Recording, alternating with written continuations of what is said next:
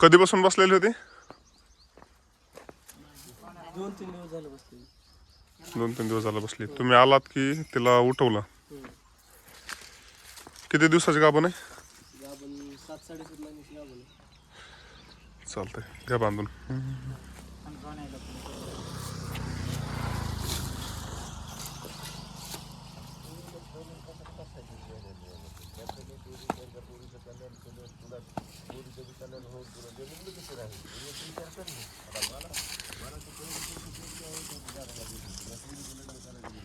घरचीच आहे का?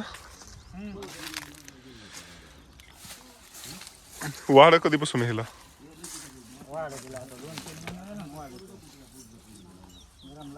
वाड्या व्यतिरिक्त दुसरा आहे का तुमच्याकडे काही तिला खायला? टाकतात का घास? का जास्त वाढच असेल? जनावर गाभण असताना संतुलित आहार द्यायला पाहिजे. तर म्हणतात तुम्हाला काय माहिती संतुलित आहार? इथं माणसाला नुसतं कडबा टाकणं अवघड आहे, तर संतुलित आहार काय होत आहे? थोडं बुसकट बी पाहिजे, थोडं कडबा बी पाहिजे आणि थोडंसं वाढ बी पाहिजे. वाड्यामध्ये कॅल्शियम असतं. वाड्यामधून शरीरामध्ये जर वाढ खाल्लं जनावरांना तर वाड्याची आणि जे शरीरातील कॅल्शियम आहे त्याची ऑक्झोलेट नावाची प्रक्रिया होती आणि कॅल्शियम कमी होतं शरीरातलं. मग जनावरचं भांडं बाहेर पडणं किंवा मग जारणं पडणं, जनावर अडवणं असल्या गोष्टी होत्या. आता मग तिला वाढ्याशिवाय पर्याय नाही तर मग गुळ चारायला पाहिजे. 4-5 किलो गुळ आणायचा.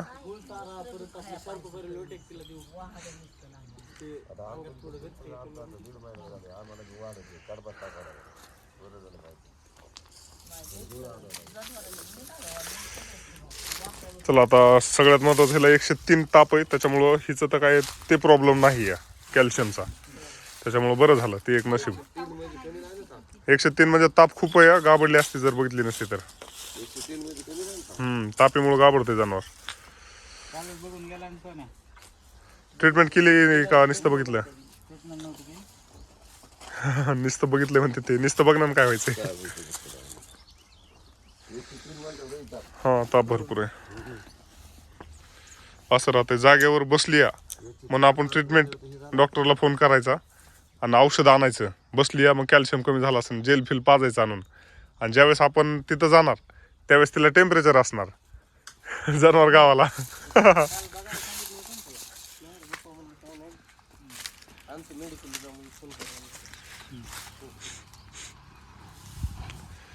तर मित्रांनो, ह्याला टेम्परेचरसाठीची ट्रीटमेंट चालू आहे. गाय पण जरा जास्तच आगाव दिसायली. काल 2 दिवसापासून उठत नव्हती, पण आज उड्या मारायला लागली मालकाच्या अंगावर.